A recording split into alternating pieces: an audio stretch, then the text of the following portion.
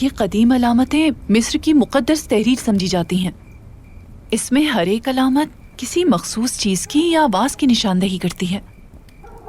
اگر کسی انسان یا حیوان کا رخ دائیں طرف ہو تو بائیں جانب سے پڑھیں گے. تم تو واقعی علم و حکمت کی روشنی ہو. اس قدیم لکھائی کو میں تمہاری طرح کبھی نہیں سمجھ سکتا تھا. تو بتاؤ یہ کتاب ہم سے کیا بیان کر رہی ہے؟ اس سب کے پیچھے کیا راز ہے؟ اس میں زیادہ تر تحریر بحیرہ روم آنے والے مسافروں کی ہے. کس جزیرے میں کون سی کان موجود ہے، کون سے جزیرے دریافت نہیں ہوئے، بحیرہ روم کے سب سے اہم مقامات کون سے ہیں.